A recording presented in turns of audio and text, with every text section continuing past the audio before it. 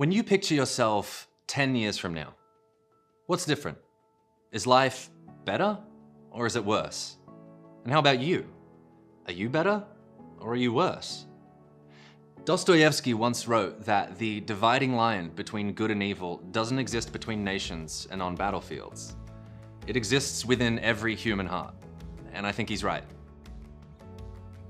Each of us has the capacity for good or evil, and what makes us distinct from, say, the animals is our ability to choose. We can reflect and deliberate, weigh our options, and we don't have to give in to every impulse. Good thing, too. It means we don't kill everyone who makes us angry. We don't cheat with everyone we find attractive.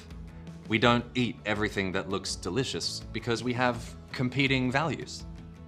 The important thing is to recognize that we really do wield, for better or worse, the freedom to choose better or worse. And these choices stack up over time to shape who we are. Think about it. Right now, you are the sum of your past choices. So look around. If you're at home, you're in a place that you chose to buy or rent. Whatever you're eating, you chose to pick that up. Every decision that you've ever made so far has led you here, to this moment, watching this video. So where will today's choices lead you? Some people don't like thinking about the future because it scares them. It's unknown. I get that. But I think there's another way to frame it. The future can excite you. It's completely open-ended, full of unbounded possibility. You don't know who you might yet become or what you might be capable of. 10 years from now, you could be exploring entirely new hobbies, passions, giftings, and pursuits that you can't even imagine today. So let me ask you, what kind of person do you hope to be down the road? Are you aiming at something, some target for your character and growth? Are you working on yourself, deliberately trying to improve over time so that 5 or 10 years from now, you're someone you'll be proud of? That's where this simple journaling exercise comes in. I call it the 5-minute future blueprint.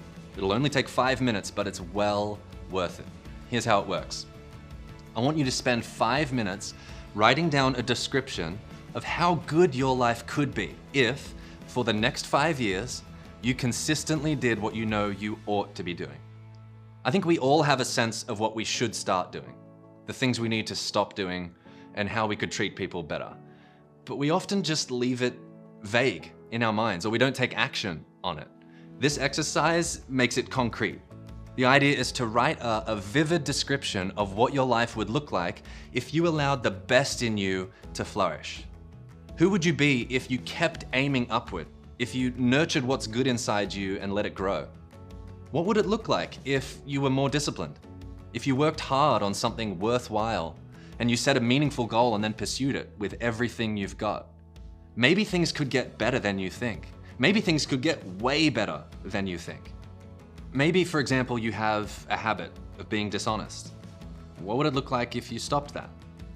Or you might know that your relationship with your spouse could be better, but how much better could it get if you truly invested in it over the next 5 years?